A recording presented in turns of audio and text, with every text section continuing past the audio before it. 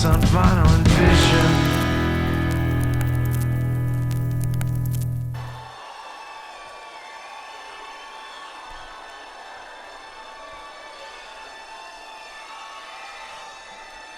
Let's push it.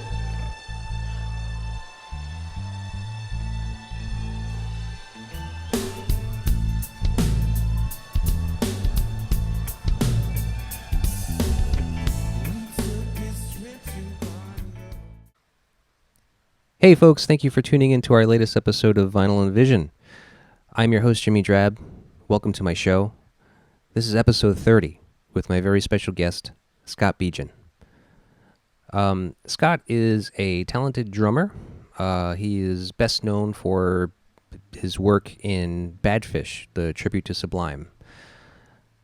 If you're watching the video right now, you're watching a clip of the Badfish performing live at the Hampton Beach Casino Ballroom on June 29th, 2019.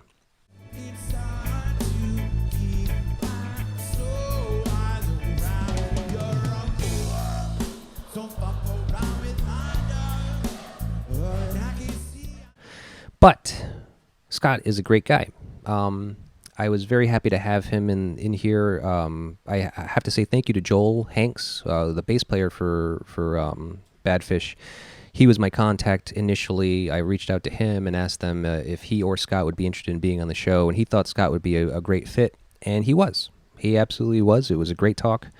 We discussed Ozzy Osbourne's The Blizzard of Ozz, which...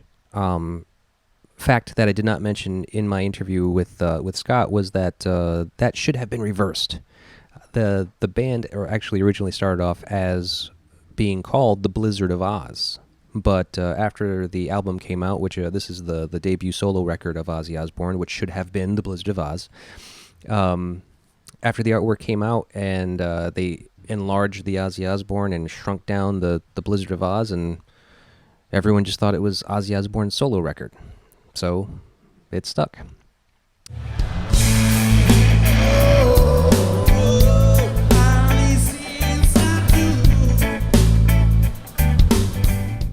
So in the pandemic times we are living in, we're like, almost 4 months into it now, and shows are starting to happen slowly. Badfish has 3 as of right now. 1 in New Hampshire and 2 in Rhode Island.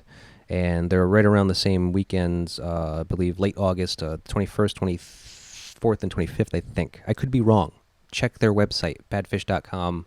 Link will be in the homepage, and find the correct information. But they are definitely doing these. So it's very exciting. It's very kind of just great to know that things are starting to slowly come back, which is great. So Scott also has his own podcast. He started it very recently. It's called Intermission. It's available everywhere you can find your podcasts, much like where you found this one right now.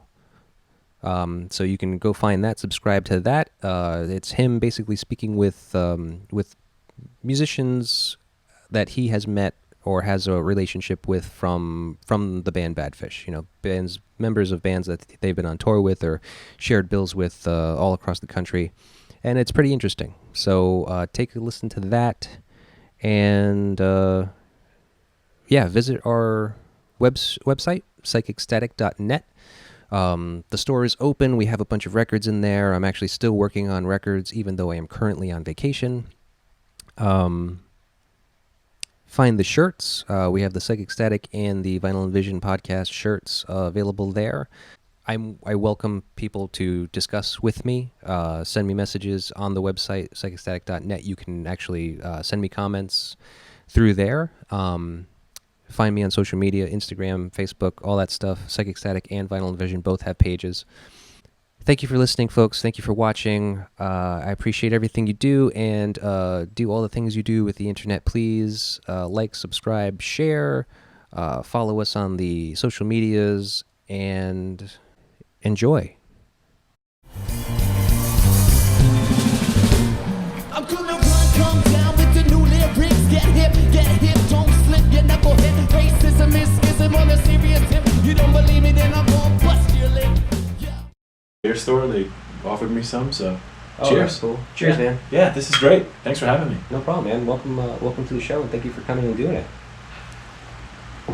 Happy to do so. It's a great idea.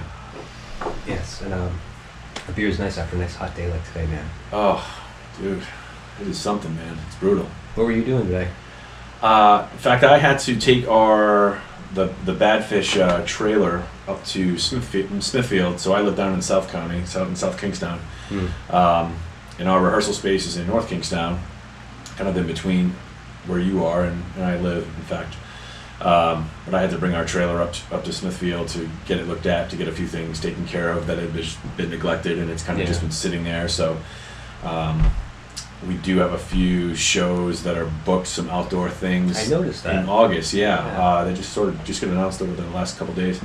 So we're gonna need that trailer. We're gonna need it to be working. So I just took the day to kind of drop it off and did some stuff at our rehearsal space and made sure all of my gear anyways was looking okay, and in ready to go when it's time to go. Yeah, man. That's Seems great. to be, so hopefully. Well, I'm glad to see that you get booked some shows. You know, I mean, so I've been listening to your podcast, which we'll get into. We'll discuss it further. But sure. So the contemplating you guys being like a full-time working band, and then having the COVID-19, the pandemic, kind of just crush all of your touring plans, which means all of your work for the unforeseeable future. But now it looks like we're coming out of it. Yeah, a bit. Slowly. Yeah, I think there's enough.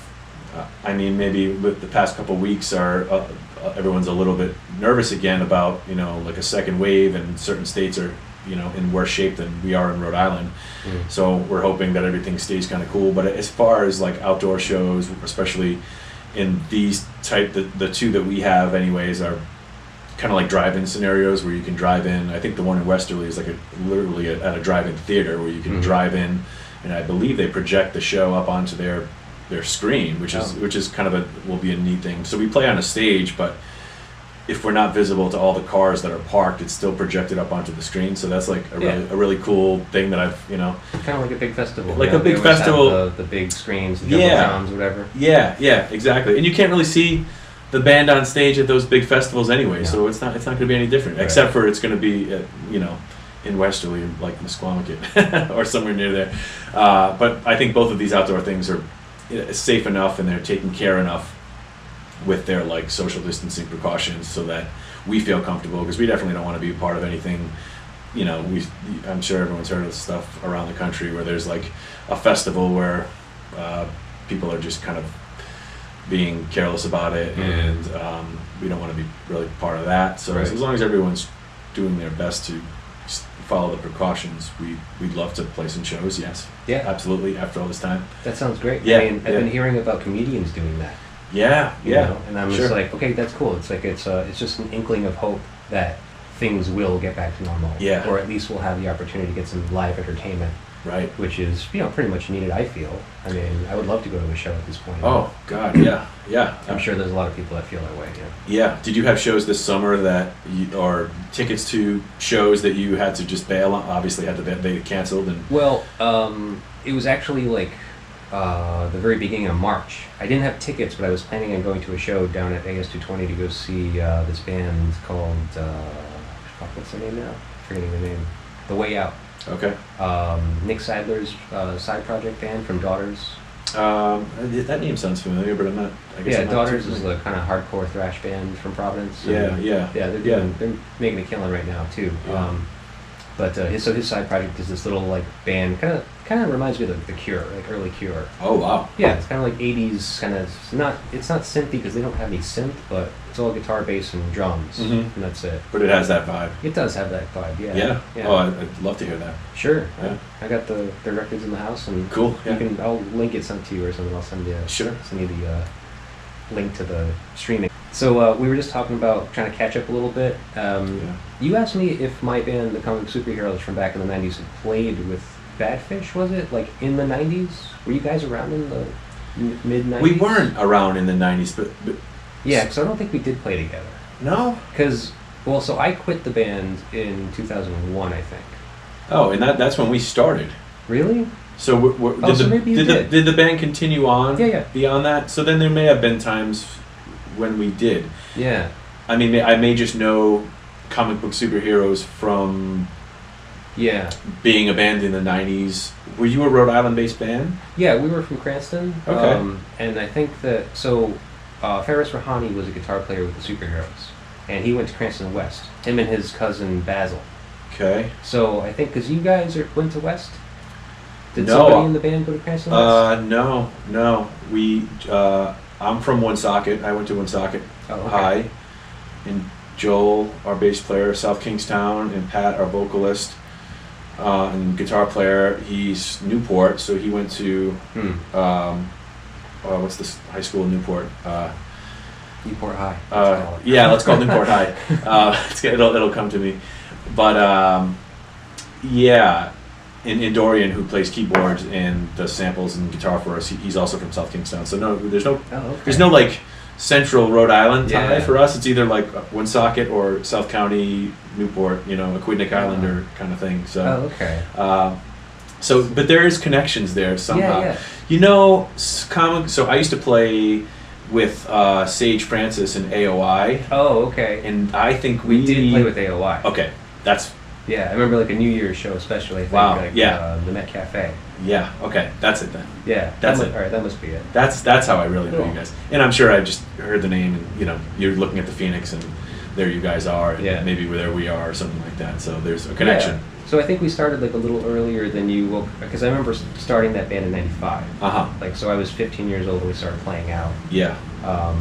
And then like I said, I quit in 2001, so I was 21 by that point, and.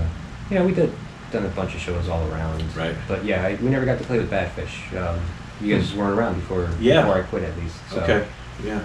But I was talking to my brother Oscar, who went to URI, and so it turns out he knew Joel. Okay. He had played soccer with him and hung out with him at URI. Yeah. And you went to URI as well. I did. That's where I met Joel. Okay. In fact, yeah. So the story. So the reason why I feel like I knew you guys from somewhere is because I used to work at the Cable Car Cinema downtown. Okay. And I was working there one night selling tickets, and I feel like it was around that time. Mm-hmm. And so I'm just sitting there, and a guy walks in with a woman, and gets tickets to the movie. I sell him tickets, and then he's looking at me, and so I don't know if this was you or not. It was somebody in the band. I have a feeling it may have been Joel, because he's looking at me. He's just do I know you, man? And I was I don't know. Do you know? From where? And he's just well, were you in a band? I was just yeah, I was in a band. And he's just Superheroes? I was yeah. I was just yeah. And he was just and then he said his name, and I don't remember. And he was just yeah, I'm in Badfish. I was just oh, all right. It could have been. It could have been Joel or Dave, who sang for us for a few years before Pat sang for us. Oh, okay. Also a South Kingstown guy. It could have been him as well. Yeah, who knows? Because so they knew the band. So they knew the band. Oh, okay, yeah. Yeah. So those guys. So Dave, our first singer, and Joel, our then and still now bass player. They played in the band Racquetball, which they were and we played with them. Punk ska. Yeah, you guys must have played with them. We definitely played with them a lot. I'm sure. So it may have been Joel or Dave that recognized you at the Cable Car. That makes a lot of sense. It was not me. Yeah. I honestly can't remember who it was. Because it was just some weird random night, and I just wasn't thinking, Yeah, right. But so my brother Oscar was telling me today too, of mentioning M80. Right. What is the connection with M80? Did those guys go to URI as well? They so again, Dave Layden, our first singer in Badfish, he was also a singer, the singer in M80, and Joel, our bass player's brother Jeff Hanks, is the guitar player in M80. So there was a bit of a crossover between all the bands in a sense. So when Racquetball, doing more of a punk ska thing, disbanded, M80 kind of came out of that as more of a strictly punk type of thing. Right. And while M80 was going, Joel, Dave, who was singing in M80, Joel was not playing in any bands or just little stuff, and I was I was still in AOI, as a matter of fact. We met up down at URI and kind of started the Badfish thing. So we were in other bands. You know how it is, like Right. you know. Yeah, especially in a small community. In a kinda. small, yeah, exactly. And if you're just kind of gigging locally, like you can kind of make it work if you're in a few bands, and we were all doing that for a while, you know, in different bands. And after a certain amount of time, the Badfish thing became like, okay, we could tour with this, and like this is kind of happening, and we all sort of more focused on that. But yeah, early on there was a lot of like cross pollination between the bands and whatnot. Yeah, man. Yeah. It's an incestual town. Yeah. State, really, I should say. State. Yeah, it's not that big. No. Well, that's cool. Okay, so I'm glad I cleared that up because it was kind of like trying to piece it together on my own and figure it out. Right. But yeah, it's better to just have you here and talk about it. Sure. Yeah, man. Totally. So let's talk a little bit about your podcast. Yeah. Intermission. Intermission, What it's yeah. called. I find that to be a very fitting title. I like the show. I've been listening to. I listened to all of your episodes because there's currently 6 up right now. There's about 6, yeah. Yeah. Good content. I know that you kind of started it with the idea of like, you know, focusing on musicians that you have a relationship with, that you've obviously been on tour with, or you know, shared bills with while you've been on tour, Right. and have them on to kind of express, you know, what is it like being in a working band and having the world come to a screeching halt. Yeah. You know, and Yeah. I know that you also said that that's a drag for you, and you don't Yeah. necessarily want to talk about that anymore. Yeah. So, so if you're probably going to keep on doing the show, I assume, even after things start getting back to normal and you get back on the road. I think I'd like to, yeah. I really enjoy, more so than the just sort of moaning about COVID-19, I really just enjoy talking with musicians, especially some of whom I haven't spoken with in a while, Right. or some people that I don't even know that well, to just get to know their story. Like that's a little bit more fun and a little bit more uplifting to me. But again, it's like you said, it did start. You know, the intention, the thrust of the show is that we're all out of work, and let's talk about that. Right. I guess I just kind of wanted to make that less in the spotlight, maybe lead with that less, and just make it more. Of course, it's going to be talked about because it will be. Yeah. It just impacts everybody, and I think that it is important to see what cool things people are doing to get creative, to like pivot or find new ways to be creative and get themselves out there. That's all really cool and exciting stuff.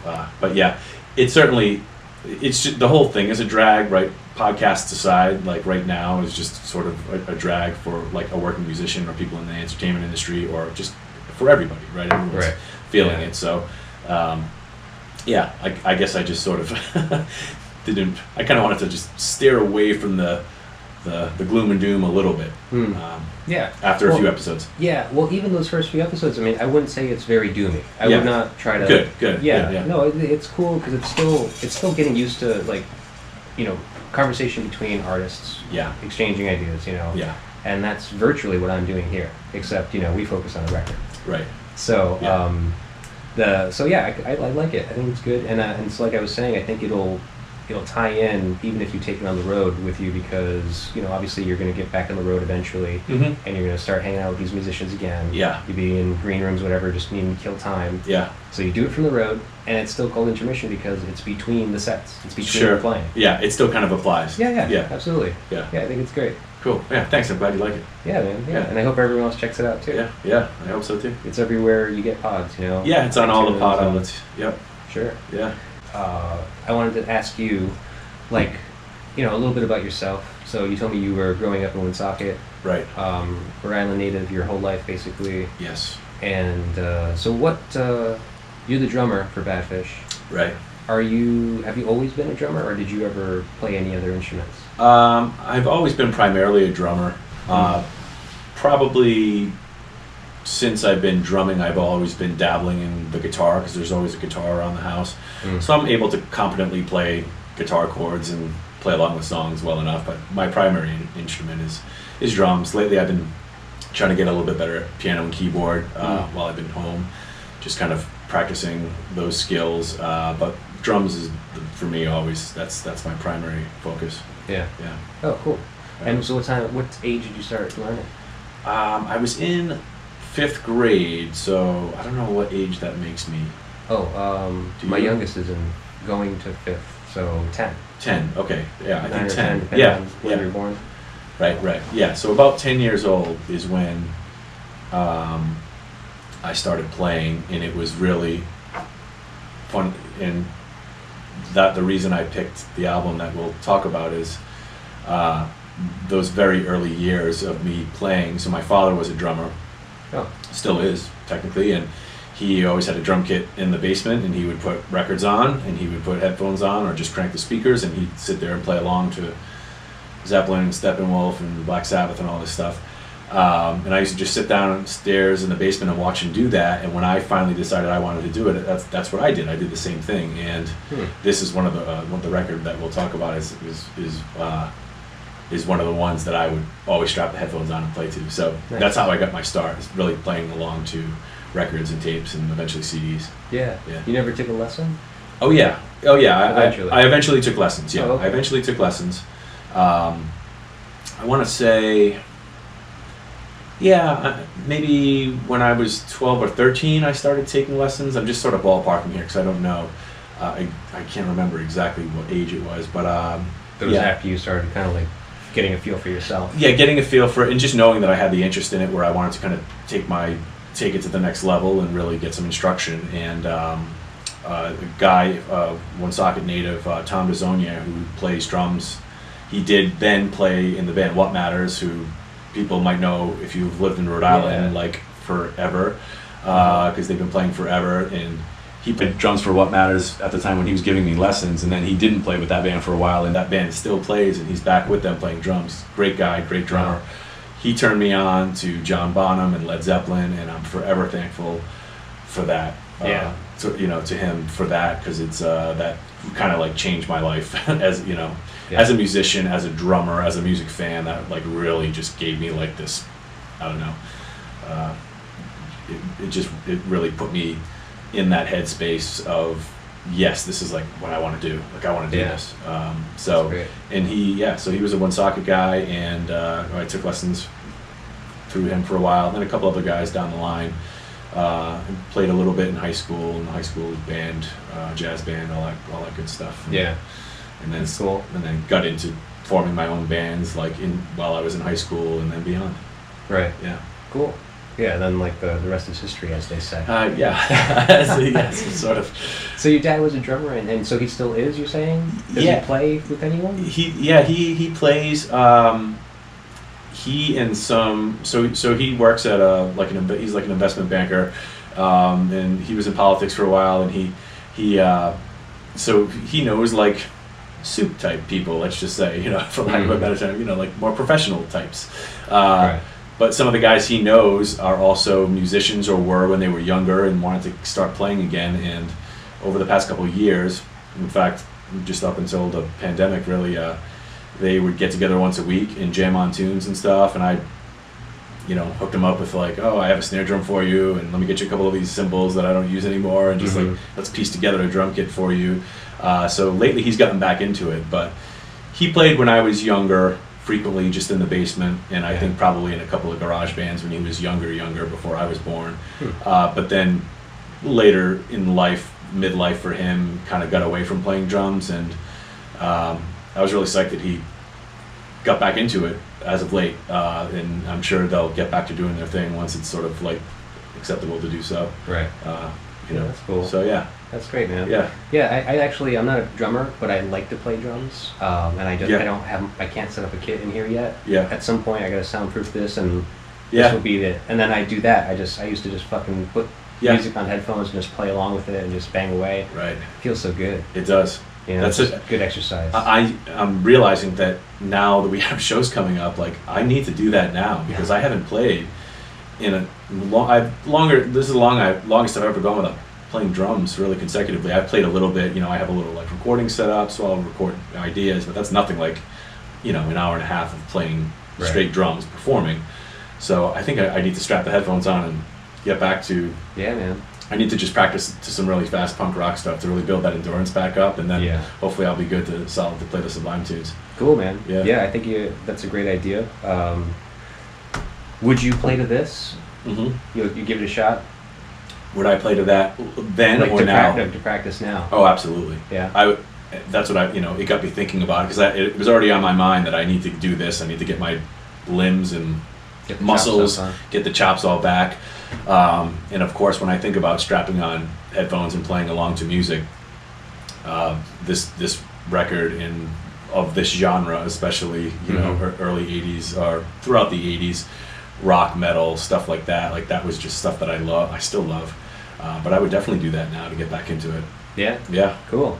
Yeah, I've been listening to this record. I've been listening to the online version, the streaming version of the Blizzard of Ozz, the debut solo album by Ozzy Osbourne. Yeah, and the drums actually don't seem that hard. Like, it seems like it would have been a good learner for you as a beginner. Yeah.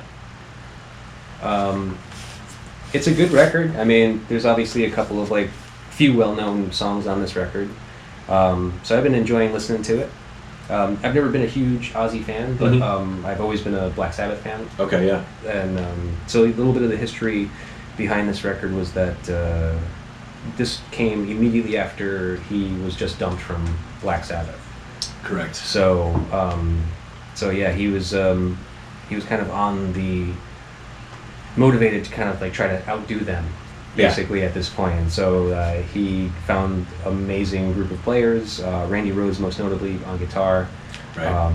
The very, very young Randy Rhoads, and a couple of other guys, what's his name? Daisley? Bob Daisley on bass, yeah. From, what band was he in? I know he played in Mungo Jerry and probably did some stints with a lot of other English bands. There was one other band, I can't remember right now which band it was. I don't have my paper in front of me. But then Lee Kirkstale. Lee Kerslake. Kerslake, I'm sorry. Yes, drummer from Uriah Heep. Uriah Heep, right. Yeah. Yeah, not fantastic drumming, I don't think. It's unique in a way. It's not... For sure. It's, I guess, if you put it up... It's the way I like to look at this album, and I think that I don't know if everyone feels this way, but it has a very 70s feel to it. I think so. So it's in... I think it was released, it may say 80 or 81.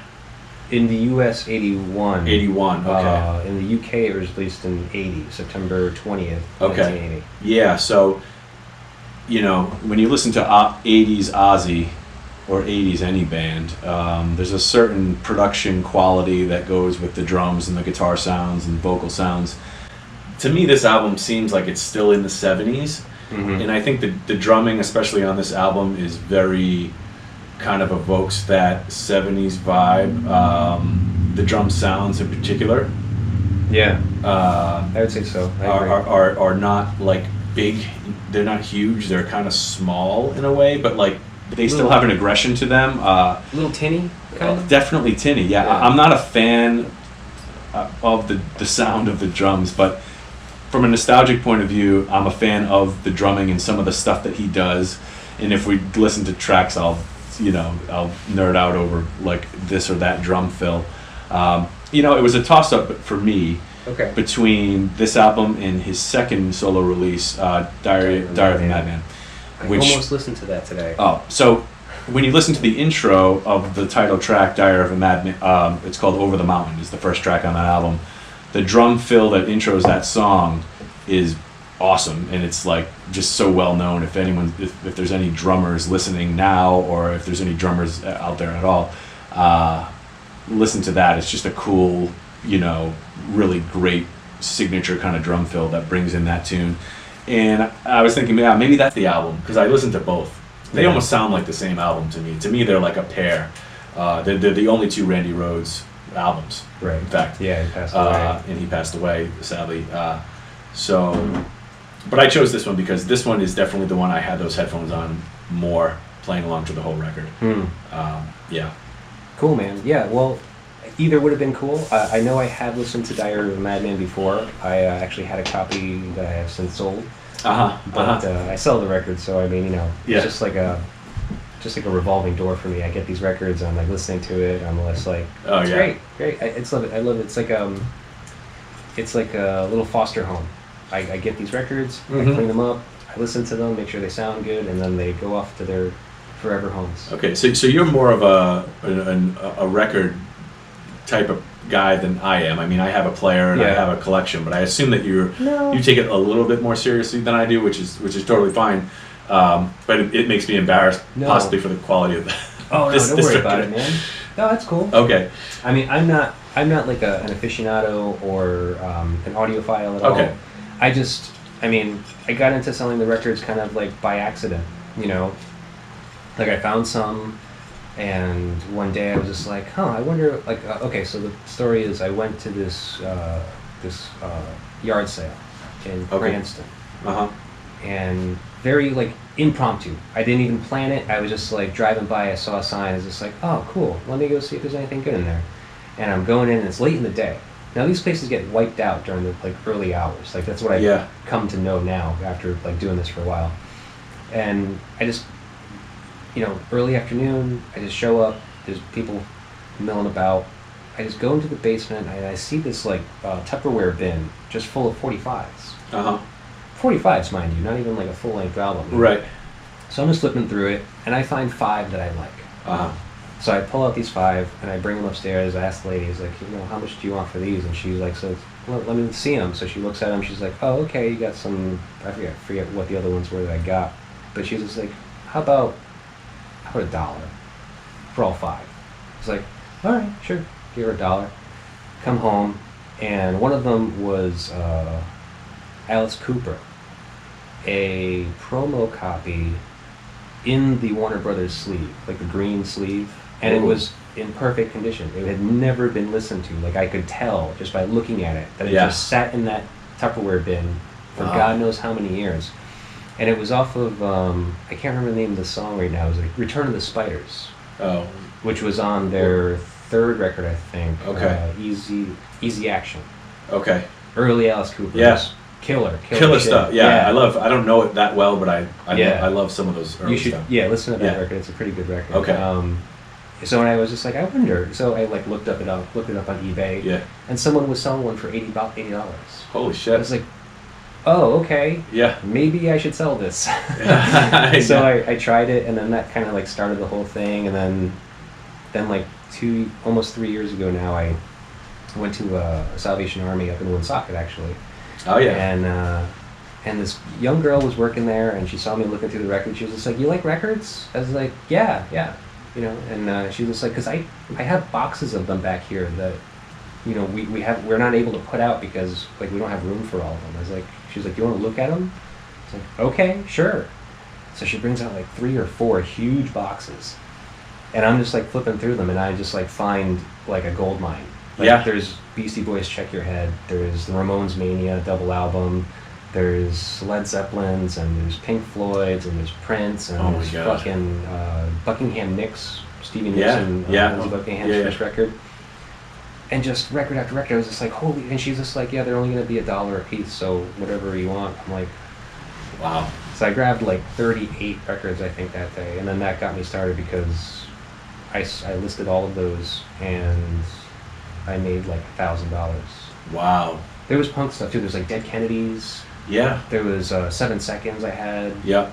Like all these fucking records. I was just like, I can't even imagine that this is here right now. Like, it's so crazy. That's amazing. Yeah. So I've been chasing that dragon ever since. Yeah. Right. There's a bit of a thrill to, and I definitely the Woonsocket Salvation Army. I've definitely gotten records there before. Mm-hmm. I've definitely gone to drop stuff off there and seeing crates of records. It's just been like, all right, you're coming with me, which you probably aren't supposed to do. Right. Yeah. I was young. Yeah. But I know they always have good stuff there. But there's something about I can just spend hours flipping through records.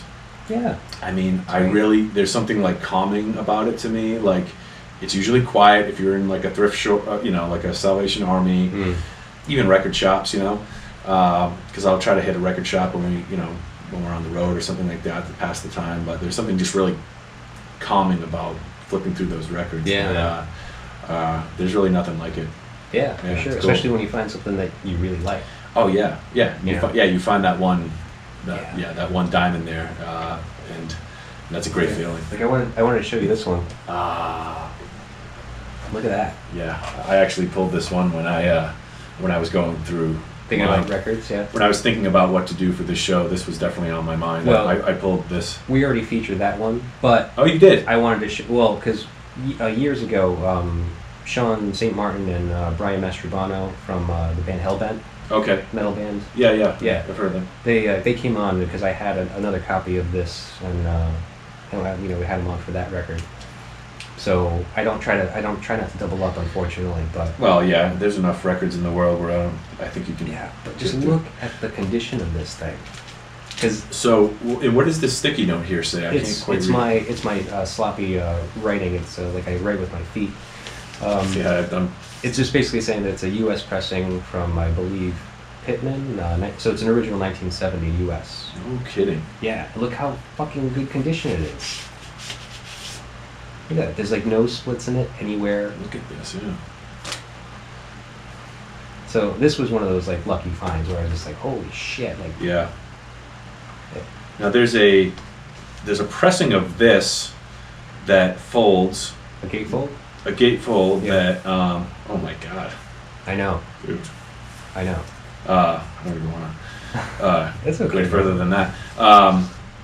But there's a pressing of this that has the gatefold, and maybe it was the English version. Yeah. Where there's basically, apparently the band wasn't happy with this, but the record company wanted to put on basically an upside down cross. Right.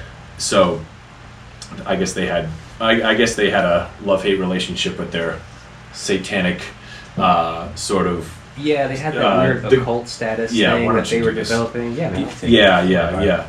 I think that it was cool to get the ball rolling as far as notoriety for the band Black Sabbath. Right. This whole sort of doomy satanic thing, but they didn't really want to be continually identified as a Satan band or Satan worshippers, right? And that's something that obviously carried over well into the '80s. Yeah, with all metal music, and they were pretty much one of the defining bands of the metal genre.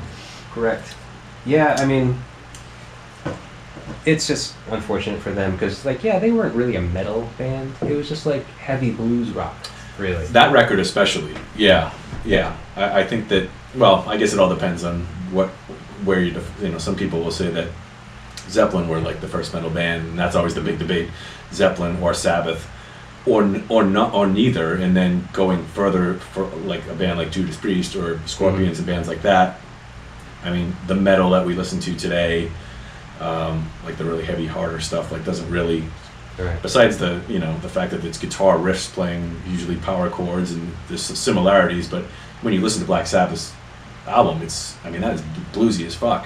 I mean, that's like a blues album, but there's moments on there that have spooky sounding riffs and kind of plodding rhythms that I think a lot of people will attribute to like the defining aesthetic of what makes metal. Yeah. Everyone has their own take on it, and it's really just a name, right? It's just really a genre name. But that record is just, like I said, that's the one that my dad would put on and play along to, and he got me into that band, and I still to this day will listen to that album several times a year. It's amazing. Yeah. Amazing. It's an absolute essential. You can't. Yeah. If you like rock music at all, you can't live without that, really. Absolutely. Cool, man. Well, let's try it, right? You want to listen to some of the record? Yeah, man. So, first song is I Don't Know, which everyone knows this song. Yeah, this record is being kind of heralded as the record that kind of defined 80s hair metal. Okay, I didn't know that, but yeah. Okay, yeah. Yeah, like I said, I forgot my notes, but so I'm going off my memory from what I read. It's basically because came out in '80 in the UK. Yeah. In the US '81. Yeah. But it was a massive success. Okay. This record ended up going quadruple platinum. Yeah. In its first year, was it? Maybe. Eventually, I believe it. Eventually ended up selling over 6 million copies, which actually superseded Black Sabbath's Paranoid, which was Black Sabbath's most their biggest album. Yes, absolutely. Yeah. So, thanks to Randy Rhoads, I presume, and all of his great guitar work. So you would practice along to this, so you were listening to this for the first time when you were 10? So I got into. So there's in '86 or '87, Ozzy put out a live album from a few different performances with Randy Rhoads. This was and it was called Ozzy Osbourne Randy Rhoads Tribute. Everyone just calls it Tribute. A pretty damn good live recording of this band playing live, and one of the few high quality audio. There's no. Everyone's waiting for like video of some of the good quality video of these performances to come out. It's so scarce. It's so frustrating because I know that somebody has them somewhere. But anyway, so the album I really got into Ozzy with was Tribute, which basically had all the tracks from the first two albums, Diary and Blizzard of Ozz, both Randy Rhoads albums. And Randy Rhoads is playing. It's a live performance with him playing. So I got into that first, just with friends of mine, but then eventually got copies of the studio records that had all the studio versions of these songs on them. So yeah, I mean, it was that age, I guess, that I was. It seems crazy, but I mean, maybe I started playing to some other stuff, and then maybe when I was 11 or 12 started playing along to this. But yeah, cool. Yeah, and like you say, not and to hear it in the headphones especially, I'm like, the drum sound, like the overall sound of the production is it kind of thin. The bass guitar I'm even listening to, and it's really like it's a little bit twangy and stuff. But so to me, it kind of has like a 70s sound, but it's like bridging the gap between like 70s rock and what becomes hair metal and 80s rock, whatever we're calling it. But yeah. For sure. I mean, it made me really curious to hear the re-release. So we mentioned briefly that in 2002, when this was reissued, it is undetermined whose idea it was. There's debate between whether it was Ozzy Osbourne or whether it was Sharon Osbourne that authorized that ordeal. Authorized the re-recording of the bass and drums of this record and Diary of a Madman, I believe, right? Both of them. Yes. Correct. And released it in 2002 as that, and yeah, they've since reissued it, and I've been listening to the latest reissue of it, the deluxe edition or whatever that's on iTunes. Yeah, with the original players. It's the original players. It's a little bit. It's remastered. So probably. So it's a little different sounding, but it still sounds a little thin. You know, definitely a little weak in the drums and the bass, and so I wanted to hear the 2002 version, but I can't find it on iTunes. Yeah, it's funny. For a while, you couldn't not find that on. I got what was streaming or Napster or whatever. Like when those re-releases came out, to try to find. Was it 02? You said that they 2002. Yeah, that they re-released it. Well, I guess from that time up until the time they reverted back to the original players and put out that deluxe edition. Right. It was tough to find, even on satellite radio. They would always play the ones with Mike Borden and Robert Trujillo. Trujillo. Is it Trujillo? Trujillo. Trujillo. Yeah. That's all right. I got the natural thing. Yeah. You do. I'm French Canadian. I can't.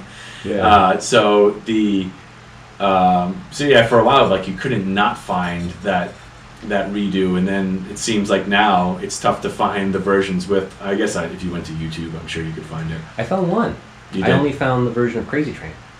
Oh, with the replacements. Version. Yeah, so I listened to that, and I was just like, they're fucking spot on. Oh yeah, like, they play it note for note. Note for note. I mean, it is good, and they even, I think, tried to match some of the sort of production quality of the record in a way. Oh, really? I mean, I think that the idea was to kind of beef it up a little bit, but not beef it up so obviously that it was like, what's going on here? Like you almost want to like, I don't know what their intention was with this, or whether it's Ozzy or Sharon, who knows? But to me, knowing the record so well, it was obvious and a little blasphemous. To do something like that, because just why? But okay, that was the decision they made, and you do that for any band, and it's fucked. It's truly fucked. Yeah, and especially because Randy Rhoads legacy looms so large amongst all music fans, and especially metal fans and guitar fans, it seems just sort of like pretty shitty without him being able to put his stamp on a decision like that, right, to just like reissue his playing with other guys playing. And to their credit, like you said, they did a spot on job, right. And I can't imagine being like Mike Borden having to, that would feel awkward to me. Yeah. But he's a professional, and he took it seriously, and he did a killer job. And it's an interesting footnote, I think, for these albums in a way, right? Well, I think that you're right in regards to, like, I didn't read anything about it, but it sounds right, because from what I heard today, there's this, like, it doesn't sound like those guys' like natural sound. Like, they both have a very kind of particular sound that they bring to any project that they do. Yes, they do. And they were backing Ozzy Osbourne, but at the time that they were asked to do that re-recording, it sounds like they probably were, like, nursed a little bit and, like, you know, kind of told to change their sounds a little bit. Yeah, I can imagine them playing the tunes with a recording engineer or producer, dialing in the tones to kind of come a little close to approximating this record, but enhancing well the shortcomings that those sounds have on the record, to just sort of, like, you know, finesse it a little bit, but who knows. But yeah, you're right. Mike Borden, Andrew Heel have like very signature sounds in their own right as players. So to hear them playing these parts with the different sounds is kind of weird. Yeah. Testament to their ability, though. That's for sure. Oh, absolutely. What was I going to say about that? Are you a metalhead? Do you consider yourself to be a metalhead? I consider myself to be a metalhead. I don't listen to metal all the time, but I love the metal that I love a lot, you know, and a lot of it is 80s and some 90s, and there's some newer bands, you know, say like Mastodon, for instance, that I like that may be considered metal. I don't keep up with all the new metal trends, NEW, new metal trends, and I certainly don't keep up with the NU new metal trends. Yeah. If there's a band along the way that catches my ear, that's like heavy, that would be considered metal, I'll dig them, but I don't like seek it out anymore. I just don't, you know. Yeah. I don't know if it's just getting older or whatever, but I tend to go back and like try to discover like older metal or rock or any genre really. I find that to be just like a fun thing to do. It's more enlightening, especially as a musician. I mean, like, I know that when I find bands I like that are fairly new or current, I always want to know what they're listening to. Yeah. You know, because that's kind of like what you can tell. That's what got them into what they're doing and how they're doing what they're doing. Sure. You know. Yeah. Kind of along with the lines of this show. That's why I talk to people and say, like, tell me a record that changed your life. Right. In one way or another. You know. Right. And more times than not, you can look at the record and then look at that person and listen to their catalog and say, oh yeah, I get it. Yeah. Okay. Yeah. More times than not always. Yeah. But probably not with me. Obviously, I played a tribute band now to Sublime, which is probably the furthest thing from metal. There's some metal parts. There's some metal parts there. Heavy. Yeah. But I do consider myself a metalhead, and proudly, because there's so much metal that I do like, and I really love it. Just the way you say metal, I know that you're a metalhead. I mean, I'm not saying metal, but yes. But you're not German. Right. Yeah. So speaking of metal, let's go a little crazy. Let's listen to Crazy Train. Probably the most definitely the most well-known track on the album. Yeah. This is an anthem. Yeah. Wiser words never spoken, Ozzy. Yeah, indeed. The lyrics to this song especially are pretty good for these days in a lot of ways. I guess, and whether or not it's credited to Bob Daisley, the rumor is, or at least Bob Daisley claims to have written a bulk of the lyrics. I tend to believe that, but I don't. Well, because Geezer Butler did the same. Right, true. That's so right. I was like, that's what I had heard, doing the research about this. So I was kind of on board with the same, because I was just like, it sounds like Ozzy has never written a fucking thing in his life, man. There's definitely, Ozzy is like he's like I mean, he's a musician and he's a singer, but he's just a performer. He's like a thing, you know what I mean? And he's an entity. And it's about the team he has around him, notably Sharon. I mean, for better or worse, you know, I happen to think that she was probably behind replacing those musicians, getting the replacements for these records. Yeah.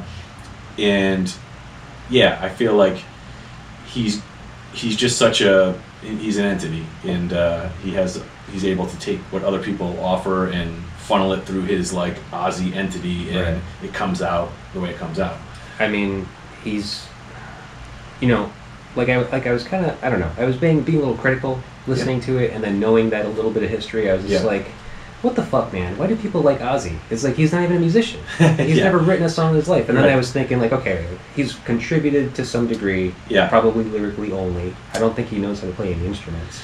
Right. I don't think he knows how to play any instruments. But his persona alone is kind of worth it. There's some value in there. I do think that, you know, and we'll get to like some of the more all these songs I think are very melodic. I mean, whether they're ballady or kind of up tempo rock like Crazy Train, the melodies are great. I don't know whether or not he's written the melodies or co-written the melodies. I have to think he has in some regard written some.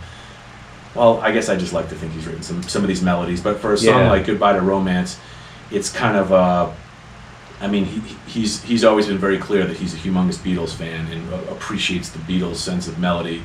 Now, no one would compare Ozzy to the Beatles in any way, but I do think that some of the more melodic Ozzy stuff is him doing his best to do like a Beatles-esque style, like with a vocal melody. Yeah. You know, I could see that. So I'd like to think that he's. But hey, it's like no one was in there, no one was in the room where it happened to know exactly how it all went down. You just know it comes out and it has Ozzy's name on it. So yeah. I know. Considering you were mentioning Goodbye to Romance, it's the next song. Oh, it is. Let's put okay. That bass sound, you hear that? Dun, dun, dun, dun. Yeah, it's like it's you can like hear his fingers coming up. Dun, dun, dun. You really can, yeah. It's almost that's what I'm saying. To me, it's very 70s in that way. This record. I mean, it's not this long, deep bass note that it would be probably 2 years later if this was recorded in '84. Let's say you did a whole different sound. And like they're still using a lot of that 70s production techniques there, and it just it makes it what it is, you know. Yeah, I mean, you know, it is what it is. I wouldn't fuck with it. No. Even though they did. And so this song, Goodbye to Romance, from what I realized, it's actually kind of Ozzy Osbourne's goodbye to Black Sabbath. Maybe, yeah. Weird, right? I mean, I don't. Yeah, I think, you know, and I almost purposely didn't go back and look because I wanted to give myself that, because I've read so much about these albums through the years, and I wanted to see how much I could remember, and I figured that you'd do a little bit of I did a little digging. You did a little digging just to see like what would surprise me or not. I didn't have that much time. Yeah. But I did do some digging, kind of like spontaneously, quickly. But that, I don't know. I'm trying to think of what the lyrics are. Go ahead and read them, man. Oh yeah, let me take a look and see if I can get that interpretation. But I think I've read that too. Yeah. I mean, I think it's a little far fetched. From what I remember listening to it this morning, I'm like, okay, I can see it. I mean, it sounds a little darker. Yeah. Because even how he says like goodbye, I'll see you, and what does he say? I'll see you. I guess we'll meet in the end. I guess we'll meet in the end, right? It's just like, well, what the fuck's that supposed to mean? They just kicked you out of the band, dude. You're not dead. The line, everybody's having fun except me, I'm the lonely one. I live in shame. That always struck me as really sad. That's a good one. So, yeah, it's certainly not Goodbye to Romance in the terms of romantic love, like with, say, a partner. Right. It definitely seems like it could be more like him with his former band. Like that to me, that seems closer to what it is. Yeah. Well, I've always said that, you know, being in a band is kind of like being like in a relationship. You know, it's just like, it's like being in, like having a partner. Oh, totally. Yeah. Except obviously you have more than one partner in this situation, but But that makes it almost that much worse. Yeah, it does. It certainly can. Yeah. Oh, there's so many parallels between or among the the being in the band or in a marriage or a relationship. It is just, it's striking. Yeah. Well, how's Badfish feeling? Because especially now, having had to take the break, how are your feelings with those guys? Like, you miss them desperately? You kind of like can't wait to do it again? We're looking forward to getting back together. Like we try to keep in touch and we get on our Zoom calls. Pat, our singer, lives in Hawaii, so he's going to be coming back here like very soon, so we can start rehearsing for these shows. So I haven't seen him since the whole thing went down. Joel lives right here in North Kingstown, so he and I get together once in a while and we keep in touch, and we have some stuff to sort through, just figuring stuff out really as we go. I definitely, we talk enough, and I think a break is always nice for a band, but I certainly miss, today I had to hop in our van to bring our trailer, like I said, and just, it sounds funny, but like the smell of the van, which is I think even a Sublime lyric, right? That smell inside the van, but it was like, it brought back memories. I got in that van and I was like, oh man, I miss being in the van, and I miss opening the trailer, and I miss moving road cases around. Like, this is crazy. So yeah, it's definitely true that it'll be nice to be on stage gelling as a band. Like we're psyched that that's going to happen. And so like during this break, it's been so since March 1st was our last show. Right. So March, April, May, June, so 3 entire months. Mm-hmm. Coming on the 4th month. Have you guys just kind of like, what do you do to stay in touch? Just like, because I assume because it's a relationship, you guys have to kind of still get in touch. So you guys like do a FaceTime every now and then just to catch up. Exactly, to catch up, just to see, okay, we have possibly these opportunities, but should we be doing this? All those things that we're trying to talk about. But we all have families and children, and we're pretty much consumed with that family life, which is a whole, which is awesome. I think all of us are like, it's such a, we're so used to being home for a couple of weeks and then gone for a couple of weeks and home for a couple of weeks and gone for a couple of weeks. You're used to that in and out kind of lifestyle. Right. To all of a sudden just be home and that's it, has been, at least I can only speak for myself, not the other guys, but a wake up call for me in a way, like giving my wife props, because she's always dealing with this shit. Yeah, she's always holding down the fort. Right. And now I get it a little bit. I understand some of those things that might drive her a little crazy, because they're starting to drive me crazy. Yeah. And we've talked about that, and it's cool, but interesting to have your whole life kind of just shift in an instant, really. Right. But so for good too. For good too. Which is it's nice to hear that you get in that perspective out of it, making this like nice situation, good situation, growing situation out of a bad situation. Yeah. But it does lead me to think like, hey man, what does that do for your band? Because you guys are such road dogs, like constantly, like you're out on the road probably half the year, right? All year, really. Really? Yeah. We might take a month break once, maybe twice a year. Otherwise, we're pretty much, not that we're always gone, but like I said, weeks here, weeks a few there. Weeks out, a few weeks back. That's a pretty much consistent cycle that we stick to throughout the whole year. And we'll take a month off here and a month off there, but so it's pretty consistent in that way. Wow. Yeah. Man, it just made me think about that movie, the Other F Word. Have you seen it? Documentary? No. Oh, if you haven't seen this, I've heard of it. What is this? I'm gonna wreck your life. You go home and you watch that. Yeah. And you have some free time. Okay. Last I saw it was on Hulu. I don't know. You can, if you want to rent it or something. I'm sure it's cheap. I have Hulu. Yeah. Yeah. Well, because it was a while that I saw it. It might not be yeah. on there yet or anymore. But whatever. Just look for it. The Other F Word. It's a documentary about punk rock musicians that are parents, that are fathers. Oh, so is the Other F Word family? Or father. Okay, gotcha. So it's basically them at home, off the road, like the dude from Pennywise. Okay, I haven't seen that. Someone did tell me about it though. Oh man, it's it's amazing and it's fucking heartbreaking. Like at sometimes, no. and like it makes me think about like your situation because you are that guy, you know. And it's just like because I have kids, you know. I have my kids are 10 and 12. Yeah. So I can only imagine that if I was back in a band and on the road again. Right. I mean, even if it was making the money, like because I never made money doing touring in my bands. You know, we'd scrounge for floors and shit to sleep on for nights and stuff like that. Yeah. Like, so that's not an option for me. Like, even if I went back to it, I'm like, I'm not doing. You're not doing that. Not for anything. No way. Not with my kids at home and shit. Like, no way. It's like, you know, we got to be pulling in some money if I'm going to take weeks away from my family. You know. Yeah. So I mean, yeah. What is that? Like, I don't know if that's too personal for you, but like, how do you feel about that? Like, being away from your parents, like your kids that much. It was always the way it was, you know. I got married in 2011, and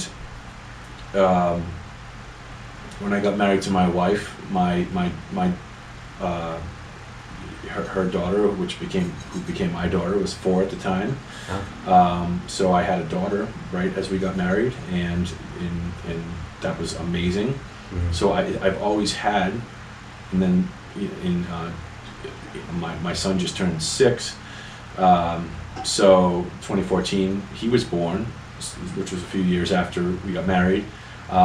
So I've never known anything else, and that's always been the reality. And of course it's like difficult, but like I kind of programmed myself I've always programmed myself to just be in tour mode, in home mode, you know, just mentally without even consciously doing it. It just sort of happened that way, you know. You just sort of program your brain to like, okay, now it's tour time. Now I'm eating at rest stops or truck stops, and I am sleeping in a hotel room, and I'm hanging out in disgusting green rooms. And now I'm home, and I'm changing diapers, and I am going to birthday parties for kids, and I'm going to the Providence Children's Museum, you know, like all this shit. And just being able to, you know, flip-flop, you know. That switch. Maybe not seamlessly flip-flop. There was always a transition period where, I'm sure. where it's like, oh, I'm on the road again, or oh, I'm home again. But it was quick, you know. Yeah. But you get used to doing that. Whereas, so I always missed my family when I was away. But it was just the only thing I ever knew. So I wonder now after this. I guess it's funny how you broke it down. It's really only been 3 months. That's not that long. But I don't think we're going to be touring anytime soon, so it might be a lot longer. I wonder when things get back to quote unquote normal, if that ability to flip flop is going to be changed in any way. But well, it seems like your tour dates will slow down. Yeah. You know, because as of right now, like obviously, you know, you guys are very slowly kind of like getting back into gigging. So you have 2 shows in Rhode Island coming up at the end of August. Yeah. And then you have the 1 date in New Hampshire as of right now. Right. And that's like going to be what, 2 weeks after that or something like that? Yeah, I think that the one down in Westerly is, oh geez, I guess I should know this. 25th August, was it? I don't remember exactly. I want to say 13th, 14th. It's like a Monday, Tuesday type of thing. I think it's square in the middle of the month, and then not too long after that, maybe a week and a half after that might be the New Hampshire thing. Oh, okay. Yeah. I'll look it up and give the correct dates, because what a horrible representative of my band if I don't know this now. Because you just have to go to the website. Just go to badfish.com. Just go to badfish.com. Yeah. Which holy hell, have we updated the website? I don't even know.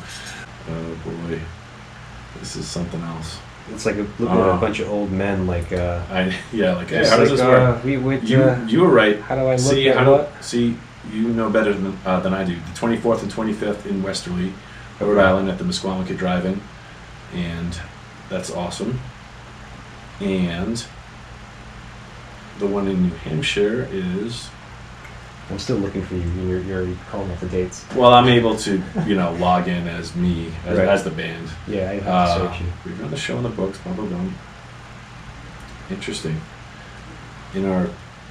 Sorry everyone, on Instagram. Oh no, it's in the picture. Okay, August 21st. So the New Hampshire one's first, August 21st. Oh, okay. In Swansea, New Hampshire, at the Drive-In Live, which is, I hear, a very cool spot. Cool. Yeah, anyway. That's awesome though. I mean, like, I'm just, it just made me like happy to see. I was just like, holy shit. Yeah. They're doing it, and that means it's going to be okay. Like other people can try to do this now. Can try to do it. Yeah. Yeah. Yeah. Actually, Deer Tick's doing something similar, I suppose. I mean, I don't know the exact setup, but it's because they usually do that Newport Folk Fest after party thing. Yes. Every year. And, yeah, they've done it at the Newport Blues Cafe at times. Yeah. And they're not doing it this year. Yeah. But now they are doing something. I don't know the details. Go to their fucking webpage. Yeah. But we should get back to the record. I don't want to take you all night. I have nowhere to be, so this is nice to listen to some Ozzy and talk music. So let me see if I can get this on the nose, because this is a really short one. This is D. D, right? Cute little number. Yeah, nice little acoustic, classically influenced Randy Rhoads. Randy Rhoads. Tribute to his mother, Dolores Rhoads, whose nickname was D. From what I've read, it's a really cool little track. Yeah. Well, I did not know that, actually. I did not come up with any of that information, but I did find out that Randy Rhoads was classically trained. Yeah. So Yeah, I kind of, it made me think of somebody. I can't think of him now, but like these classically trained metal guitarists, like that's an amazing like talent to know, right? Especially when you start doing all of these like shredding riffs and solos and stuff. Right. Yeah, you can apply some of those fingering techniques to like crank up the distortion and rip, and all of a sudden you're doing stuff like I don't know, Dragon Force and even like Yngwie Malmsteen and Steve Vai, players like that just incorporate some of this some crazy stuff, crazy riffing. Yeah. Do you ever wish you were the guitarist? Yeah, all the time. Guitarist and singer, sure. I mean, that's like where the glory is. Honestly, I'm pretty comfortable sitting back at the drums. Like, my personality is a little bit more like sitting in the back of the drums. I feel comfortable in that spot, but I do like a singer and guitar player's ability to kind of be a little bit more on the forefront as far as I think naturally people gravitate toward that stuff just a little more. Oh yeah. I mean, some people get can have a cool drum beat, and that's great. But yeah, there's a. But you know those guys. You know those guys that come up to you after the show. It's the last. The guy without the date. The drum. I can't tell you how many times like I've been the one to take the picture of like fans and like the other dudes in the band. You know what I mean? People don't even know that I'm in the band. Like, I'm the drummer. No, I'll gladly be the one taking the picture. That's right. But I think I don't know if that's some sort of a cliche, but I think every drummer wants to like be a guitar player or like in the front a little bit, like in the back of their mind, like they might have that sort of, dream to do stuff like that. I'll tell you, you seem like a Dave Grohl. You seem like a guy who is in the back, you're killing it, right? Yeah. You're a good drummer, and one day it better happen soon. You'll finish tuning up those guitars, and you'll be like, I can do this. I can do it. Yeah, I do write music, and I have actually been focusing a little bit more on that lately. Just putting together some tracks of my own. Some of them are rocking and guitar based. Some are synth based, and some are I have so many different influences. But I do hope to put out something at some point. So just by yourself. I've talked to a few other musicians. I'm not really much of a vocalist, and I'm certainly no lyricist. So I've kind of reached out to a few people that I know that have those abilities to try to collaborate with. So I'm hoping to put together something maybe with some other people taking on vocal duties. Maybe I'll do a little bit of that, but vocals and lyrical duties. That's cool. I kind of concentrate more on like grooves and riffs and arrangements and stuff like that. So it won't be the Scotty Don't thing? No.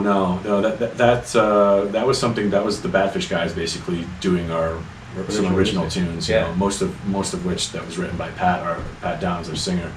He and I collaborated on a lot of it too, but there were mostly just his tunes. Just some really cool stuff that we had fun doing and basically opening up for ourselves, which was like an interesting thing to do. And it just, everyone kind of maybe wasn't on the same page about it, and things kind of like, it just fizzled a little bit, I guess, and then we all started to get families, and like, time became a little bit more precious, and when that happens, you just need to focus on like what's really keeping the engine going, which was the Badfish thing for sure. So, right. But who knows? Maybe one day there'll be a Scotty Dome. Yeah. But so you want to continue something even different than that? Even different than that. Like just something of my own making. That's cool. My own idea. Yeah, I enjoy like creating ideas and recording them and messing with that stuff. I mean, I'm largely alone. Me at my rehearsal studio or in my office at home, just putting stuff together. So we'll see. One day. Cool, man. May become something, but yeah. That's great. Yeah. Great to hear. Yeah. Thanks. Let's get into the next song. Yeah. A lot. Big one here. Suicide Solution. This is Isn't it always? Yeah. There's so much to talk about with this song. Yeah. This is a big one. And I'm sure you've looked into some of the background of the. A little bit. Sort of the scandal of the. Yeah. Person, the young guy who took his life. I Off believe. himself. And yeah. And then Ozzy got sued. And then Ozzy got sued and had to go through an entire trial or some sort of litigation about this, describing what the. As a matter of fact, it's funny. I'm really enjoying looking at this lyric sheet actually because, for one, it's just cool to see how they put repeat first verse here, and I noticed in Goodbye to Romance, you see an M8, which is the middle 8, which is what in England they call a bridge the middle 8 generally. So you'll see this M8 here, and I've never seen that before. Oh wow! And there's different little labels for, like, in Mr. Crowley we have the epilogue. It's labeled as the epilogue, which is the last 4 lines of lyrics. So cool.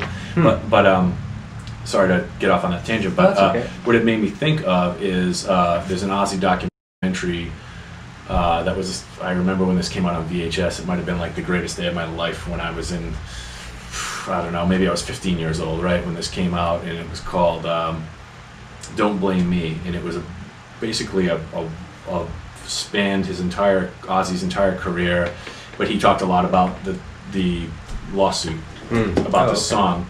And in that interview, he definitely referred to Bob Daisley as being the lyric writer. And as you can see here, words and music by Ozzy Osbourne. He was not credited as such in the liner notes. Right. Just interesting, a little bit of sleuthing, right? Because this, I feel, is a pretty old copy of this record. Oh yeah, I don't even know, man. I mean, it looks worn as hell. I mean, you can probably tell me in terms of its like actual authenticity how old it is, but I feel like this is pretty contemporary with its release date. Yeah, I would assume so, just based on the condition. But I mean, I need the computer to really to look at the barcodes and all those things. Yeah, and the matrix, the runout groove. Oh, that has the etching and the etching in there. Yeah. Oh, okay, that's cool. I didn't know that. Yeah, well, I use Discogs, and that's debatable because it's kind of like Wikipedia. I see. So anyone can contribute. Correct. Yeah. So I mean, it's the most thorough, advanced database for record collecting on the internet.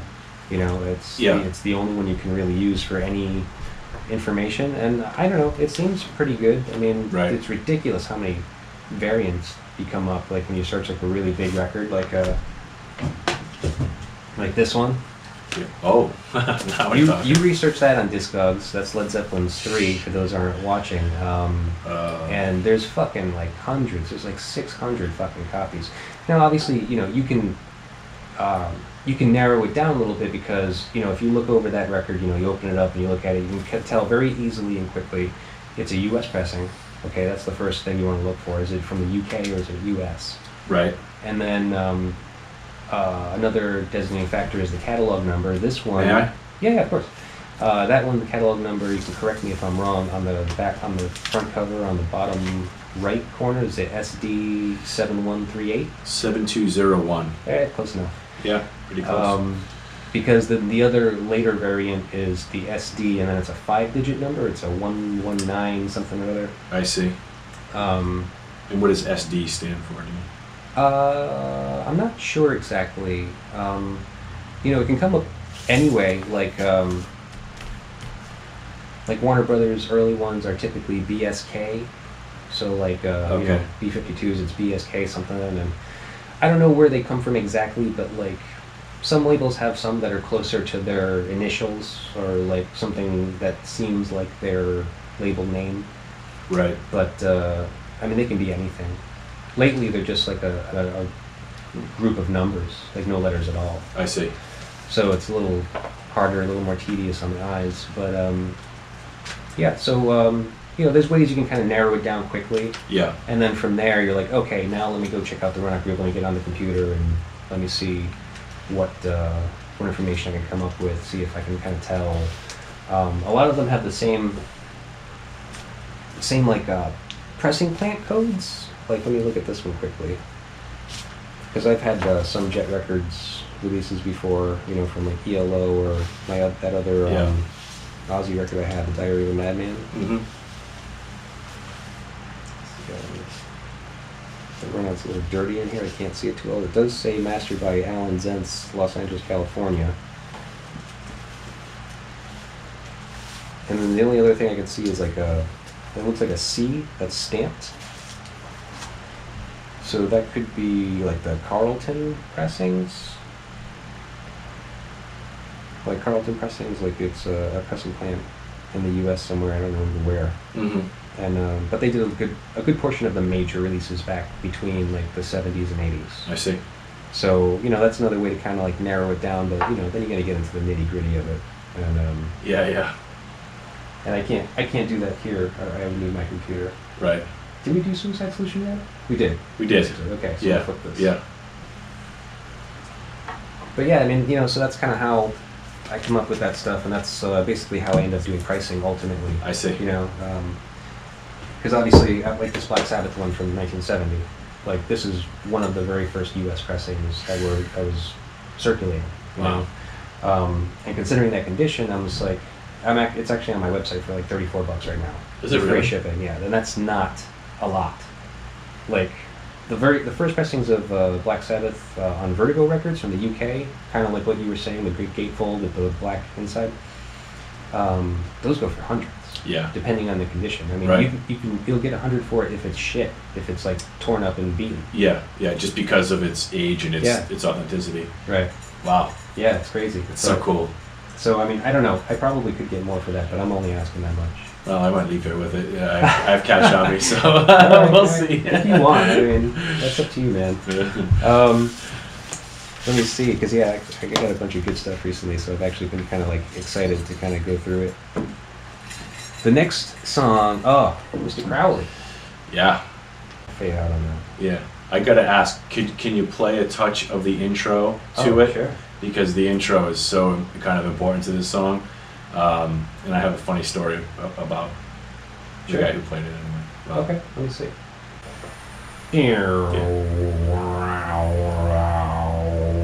Yeah, so Yeah. that's, really bringing in the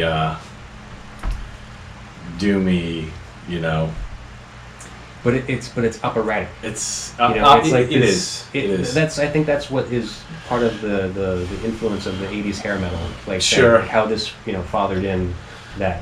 Sure. era. Yeah, I can dig that. Yeah. That like over dramatized. Yeah. This like big production dramatic thing. Yeah. That's why I said like Phantom of the Opera is just like that. It almost, and it's almost, because it's an organ with also like a particular synthesizer there that, I don't know what synthesizer he used, but it almost has that Phantom of the Opera little cheesiness to it, but to me, like, that's such a cool keyboard intro.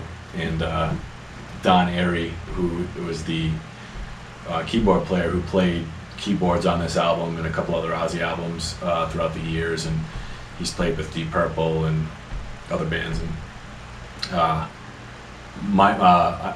good friend of mine has a Deep Purple podcast called the Deep Purple Podcast, and they had the pleasure of interviewing Don Airey, who played that intro. Oh, cool. And he talked at length about it, the recording process of it. And it was just, for me, to hear my buddy, who he and I started listening to Ozzy together, like that tribute album I told you about. He and I started listening to that together, like when we were kids, in like 6th grade, whatever.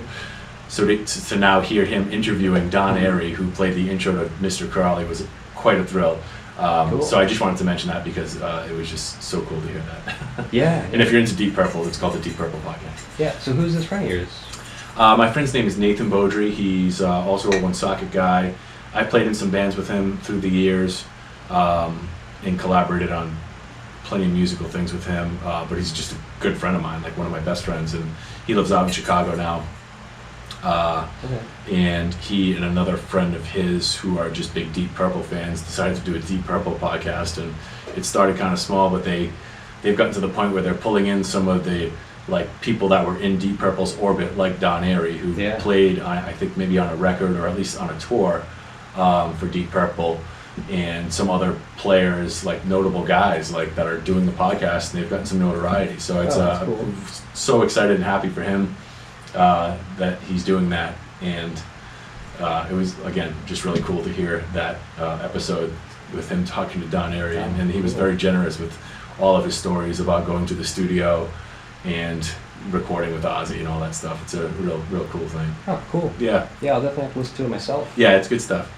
Cool, man. Oh man, I've been waiting for this all night. Which is No Bone Movies. lyrically one of the most interesting Ozzy songs ever. Yeah, and I keep on thinking about it. It's just like, so you were listening to this at 10, right? Went all over my head. Oh man, so good. Yeah, I think when I got older and like was able to sort of get what they were talking about there, that song had a whole new meaning to me. Yeah, I didn't read anything about this song. I just started to listen to the lyrics and was like, oh, okay, yeah. What is this song called? Oh, really? Okay. Yeah, now I get it. No Bone Movie.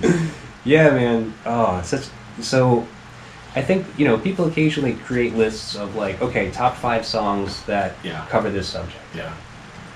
Number 1 now, for me. Oh, good. Oh, that's great. Yeah. It moved right up the ranks to number 1. Yeah.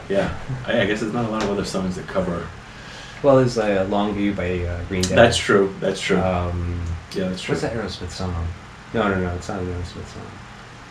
There's an Aerosmith video that pulling the hairs out. Quite clearly alluded to what that. If no one could tell, we're talking about jerking off. Yeah, exactly. If you guys didn't put it together, if you don't know the song yet, if you couldn't get it from the lyrics that we just heard. No Bone Movies. There's a few weird, inside jokes in that song, like bodge and flaps. These words that you'll hear him repeat in other lyrics. I heard him describe that once, and I think I'll just say go look it up. But yeah, I was assuming it was like a British thing. Like, I feel like it might be bone movies. Like I've never heard about like a porn called a bone. A bone movie. Yeah, or anything I guess that just arouses you. Yeah, I think they call them bone movies. Really?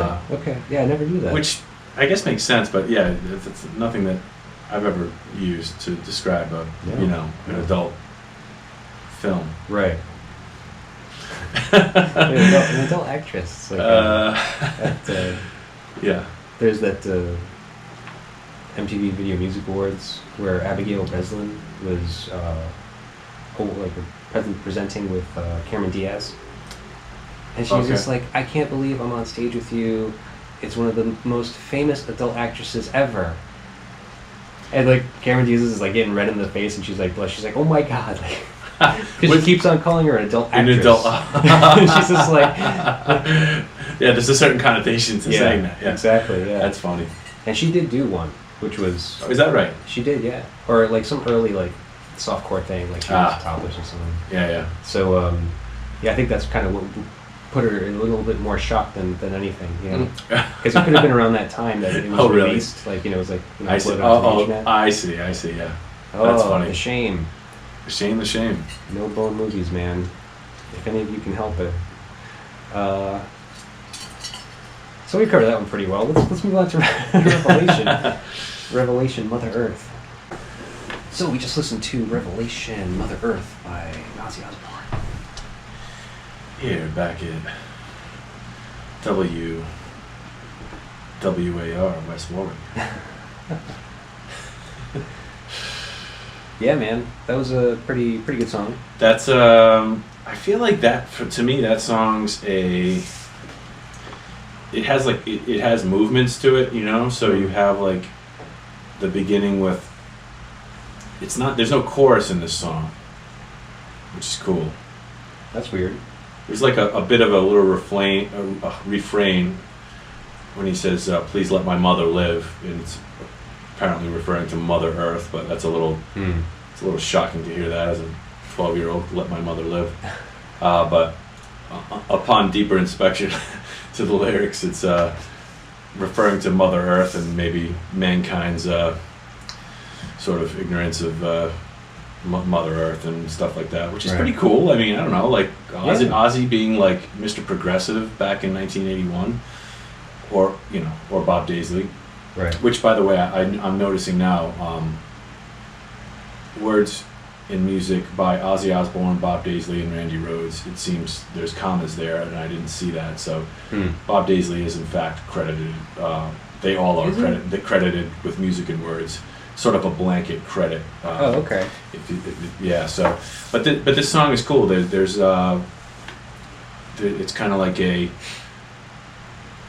again, no chorus, and then it kind of goes into this cool instrumental bit, and then it goes into this really cool like heavy riff, and then it comes back. It's I think a little bit more of a less standard arrangement than some of the other tunes on the album, so I tend to really like that song a lot. Yeah. So let's top it off. Let's do "Steal Away the Night" before I steal away the rest of your night. Shitty pun tonight, huh? Wow. Shitty puns tonight. I think it's good. Sorry, man. That's good. I'm into it. That's right. Cut the tail end of the chorus of the chorus there. Yeah. Solo.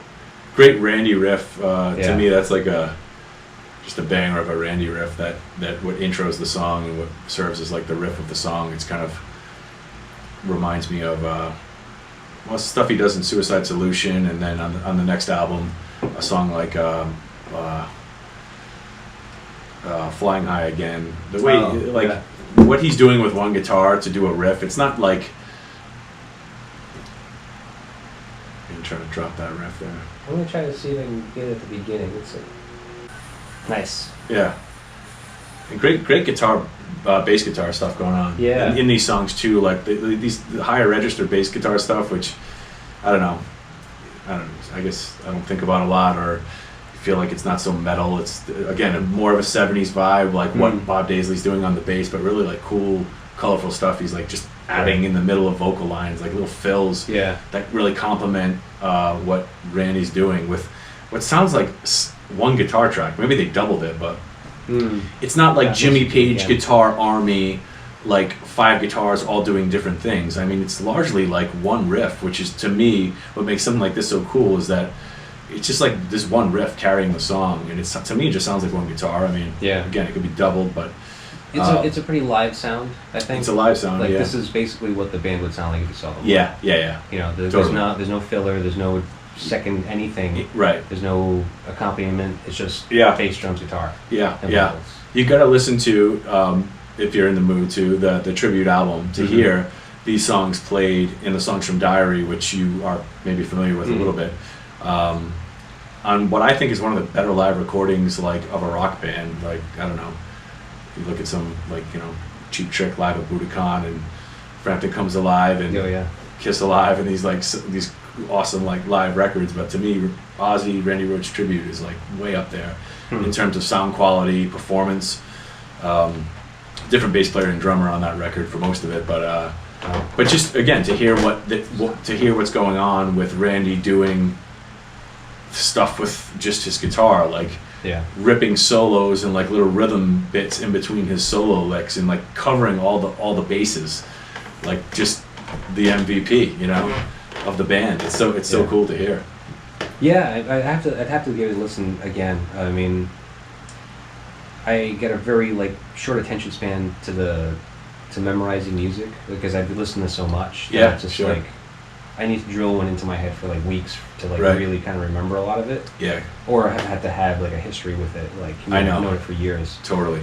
But you know, I've always known about Randy Rhoads. I've always like heard of him. I mean, I did listen to Diary of a Madman, and I mean, he was amazing. I mean, it's just, you know, it's sad to know that he went so soon before he could kind of really fulfill a whole career and like kind of a progression in maturity levels and stuff like that. You know, musically speaking. Totally.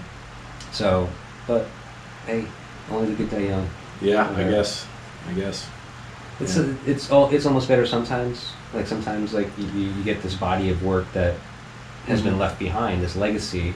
Yeah. And it's like, that's perfect. Like Jimi Hendrix. Sure. You know, perfect. like 3 out. Well, more than 3 albums, but like. Yeah, the other ones are kind of live stuff. I don't really let those count. I think 3 studio records. 3 studio records. Yeah. The experience. Yeah. And just fucking amazing. Amazing. And then Bradley Nowell is another one. Yeah. Again, like 3 proper albums with a series of like, you know, a live record and a, you know, early demo and like some like, but mostly like basically 3 albums. Yeah. Yeah.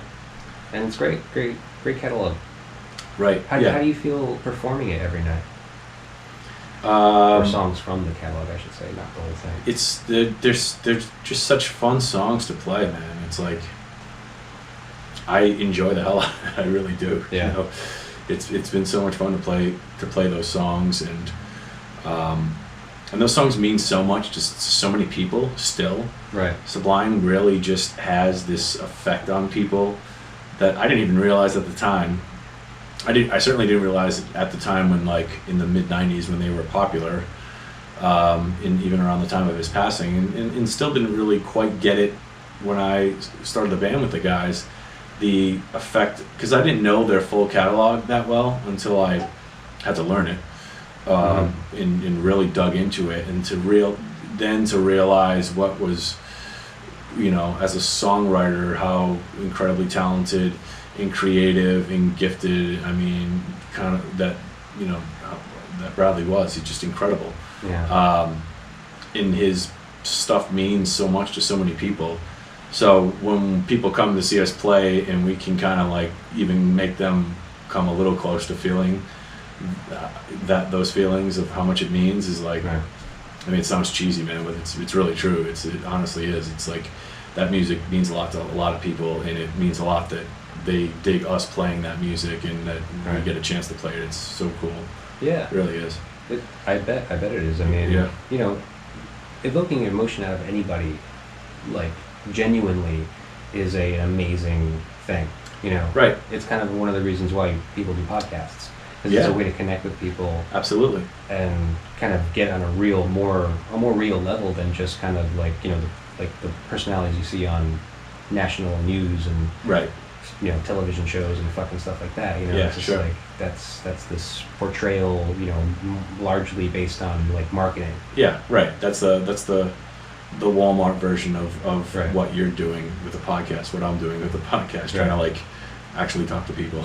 Yeah. You know, I mean, and it's just funny because it seems like that's a kind of a growing trend too. Is this the attention span that people have? Yeah. To actually kind of like, you know, absorb this shit. Yeah. I know. I mean, I do it all the time. I listen to a ton of podcasts. Right. I mean, I have my favorites, but I also listen to shows that are like 2 or 3 hours long sometimes, and it's just like, I mean, I have the time. I'm working. I can just be walking around listening.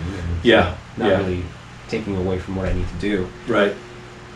So I don't know what other people do that they have time to immerse themselves into those, because I mean, it's such a huge platform and it's so successful right now. Yeah. And it's just like, shit, where does all these people come from? They're like, I mean, you know, doing it during the pandemic is one thing. Yeah, it's like, you know, people ain't got shit to do. Hey, okay, give them something to listen to or watch or whatever. Right. And, but yeah, like, aside from that, I'm like, fuck. Is it just guys on tour? Is it just actors like in trailers? I know. I don't know. It's like definitely an interesting endeavor, like to do one and to just be more of a fan of so many other like podcasts that are out there. It's a cool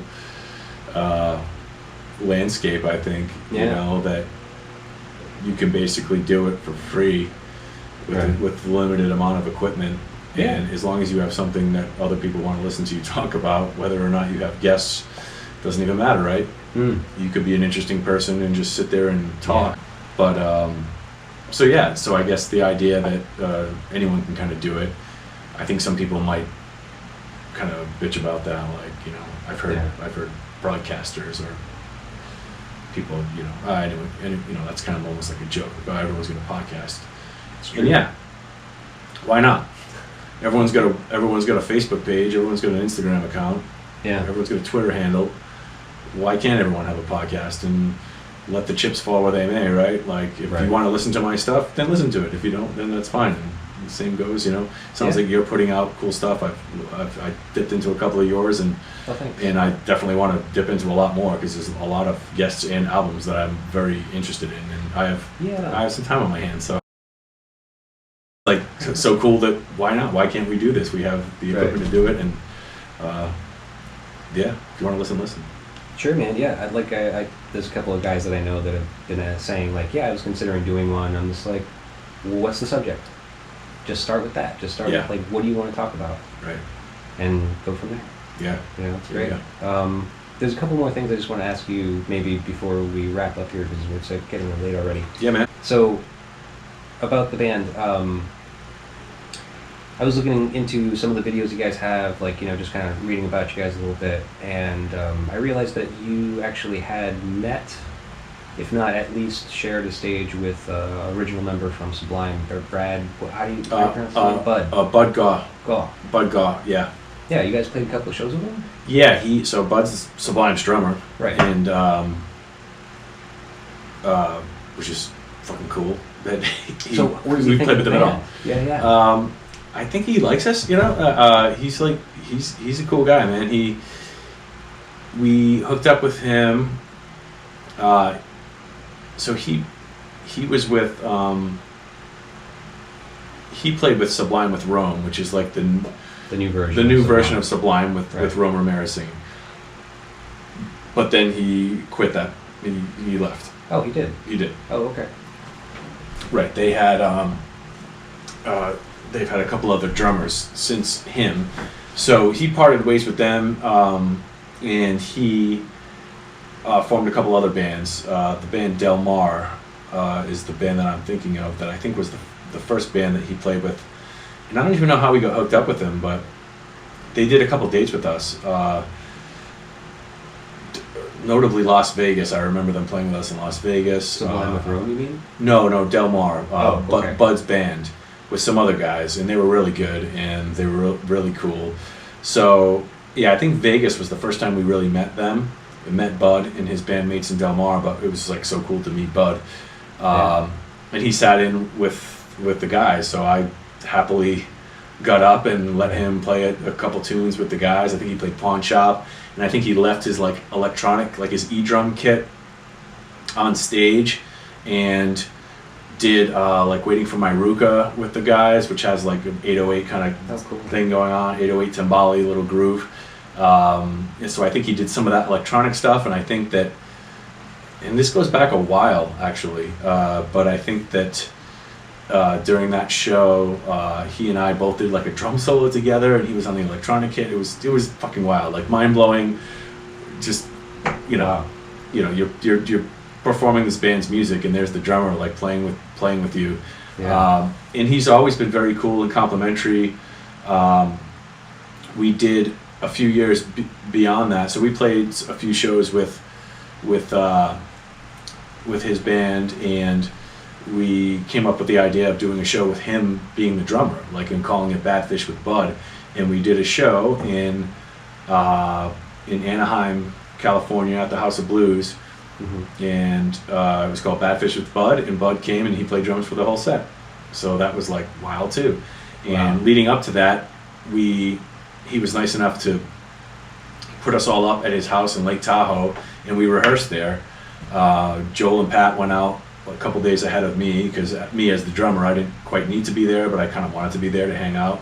So they went a couple days ahead of me, and then I flew in, and he had this awesome house on Lake Tahoe with this like just cool Sublime memorabilia everywhere, and he had all bedrooms for us to sleep in. He had a hot tub. It was just like unbelievable, and we're just hanging out with Bud, doing the rehearsal with Bud, having beers, smoking joints with Bud, just like hanging. It was like that was definitely like one of those moments where you're like, is this fucking happening? Like, this is so cool, man. Yeah. But he's honestly like a real cool, down to earth dude, and he's always been kind of a champion of our band and what we're doing, and he kind of knows that we're doing it in a way that's not sort of just like a money grab, like let's just like dress up like Sublime and be this Sublime like imitation thing. Like we're just being ourselves. We're just playing the music the best we can play it and trying to do the best service to the music as we can. And I think he gets that. And a lot of the Sublime extended family that's we've played with Tim Wu, who's a sax player, good friend of ours. He played with Sublime throughout the years.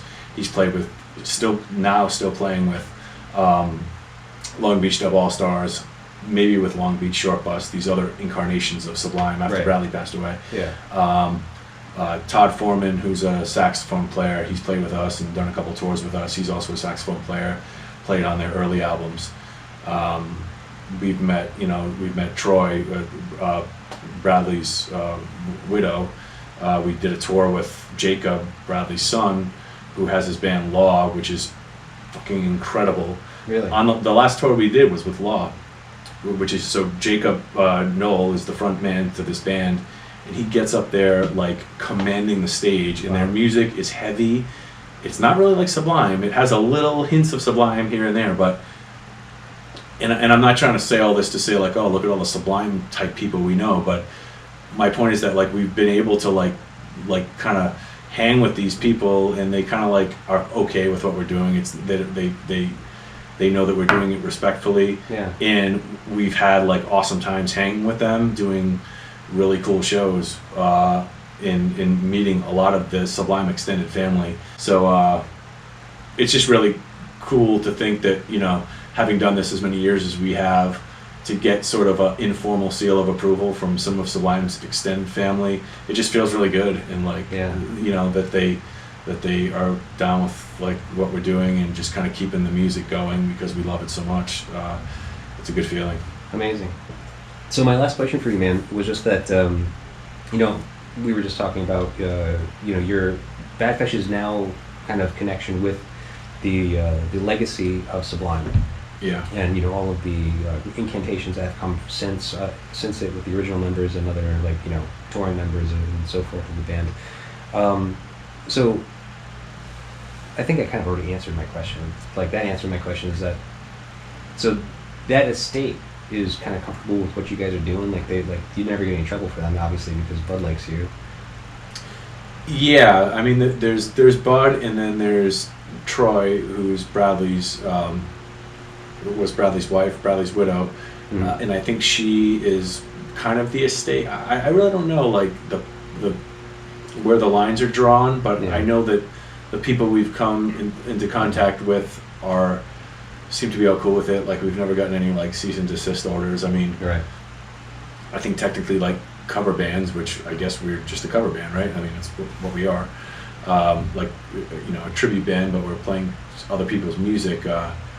In terms of our what we owe to, or what we're responsible for paying to the artists, I think like those things get paid by venues, like royalties and stuff like that. Like, I think any music venue has to pay a certain due to like ASCAP, BMI, like these publishing houses, to, or I don't know if it's even them, but in a way they need to like pay certain dues if they're going to have bands playing other bands' music. So we're kind of covered under this sort of like umbrella of that. That's kind of like down at AC20, you cannot play covers.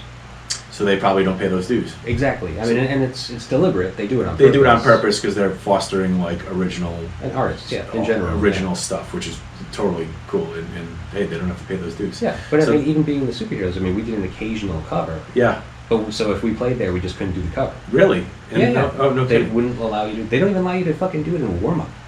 That's funny because I played covers at AS220 before, but that was years ago. Yeah. That's funny. And just kind of interesting that, like, if you're a club, like, you don't have to do that. Like, I feel like it seems like every club does, because of course you're going to get a band that wants to play a Tom Petty song or whatever, but you don't have to if you don't want to. And AS220, they have a, you know, they're how they want to do it. That's pretty cool. So yeah, I mean, that's all like legal bullshit, right? So like, but as far as like aside from that, everyone seems cool with what we're doing and the way we're doing it, and we're just kind of like trying to carry on the legacy of the band, and right. we all genuinely love the music, and yeah, it's been like, you know, approaching 20 years now that we've been a band, so it's great. Pretty mind-blowing to think of that, but right. and yeah, I mean, I can't say enough good stuff about Sublime as a band. It's just like right. one of the most amazing bands, and Bradley's one of the most amazing songwriters and just like performers ever, you know. Yeah. Whatever state you might catch him in, you know. We've all heard some like pretty rough Sublime recordings, but man, it's like there's an essence to it, which is so cool. So right. For us to be able to even come close to like touching like the edge of that is like, yeah, thanks. Right. It's awesome. Well, so then in closing, it was that, you know, carrying the torch and the legacy of Sublime, because they can be, there's not a band anymore, and they can't be because Bradley died. There have been other bands, and I can't think of any good examples right now, but I know that there has been like some that have progressed on into like, you know, like mainstream success, Mm-hmm. and now playing original music, but had been tribute bands. Is that ever an option for Badfish? Yeah, I guess did Scotty Don't. Right, but we never did like. Well, maybe early on we put out a Badfish like sampler of like original songs, and then we quickly decided that we don't want to do that. We don't want to put. We want to keep Badfish, and if we're going to do originals, we're going to do it under a different name. So we kind of made a conscious decision to not do that. A band like, I think Massachusetts band Godsmack, they were an Alice in Chains tribute, right? Who obviously went on to some pretty good amount of success. Yeah. Like saying, okay, now we're going to not be a tribute band, we're going to write our own music and be Godsmack still. Mm-hmm. Godsmack is the name of an Alice in Chains song, just as Badfish is the name of a Sublime song. So in our minds, at least in my mind, like I was like, yeah, maybe we could make that happen. Maybe there's a way to like sort of like parlay this into our own thing. But mm-hmm. I think and I'm glad we made that decision to not do that. I just think that like people like us for what we're doing, and even though they can still like us for any original content we put out, whether it's individually. Our singer has a solo project called Zenith Volt. It's a very like synthwave based kind of cool thing that he's doing. Mm-hmm. He's doing his own thing. Like I said, I might do my own thing, and we might collectively do an original thing down the line like we did with Scotty Don't. But we called it Scotty Don't because we thought that was a funny, you know, Austin Powers reference. It, you know, has nothing to do with me personally. Oh, okay. It doesn't. No. I assumed you were the party animal.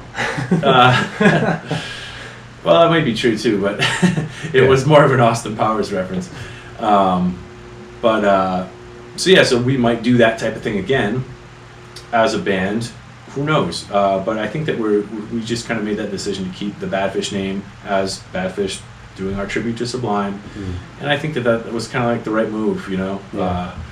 But it's one of those debates as a band you have, like, should we just put out a Badfish original song? I don't know. I don't know if we should. Maybe we should. But we haven't really, so maybe we just shouldn't. Yeah. And leave it as it is. I mean, you already did the other band, but by another name. I mean, yeah. So yeah. I think that's fine. I think just stick with it. You know, if it's working the way it's working, you guys are happy doing what you're doing, and then the fans are still coming out and still enjoying it as well. Fuck it. Right. It is what it is, man. It is what it is. That's what your success is. Right. Yeah. Right now we're like in such a hyper-aware state of social media that, like, I mean, when we started Scotty Don't in like 06, 07, it was basically MySpace, and that was it. You know what I mean? So now it's almost like the awareness is so pervasive, like fans to artists, there's such close contact because you have everyone's pictures and what they're doing and all this stuff. It's like, yeah, we could call the band like, you know, No Bone Movies if we wanted to, and like all we would need to do is just like put out a couple of social media blasts to make people aware of that, mm-hmm. and it would still have its own identity, and we could still use our visibility in our platform to kind of like steer people toward it. So Right.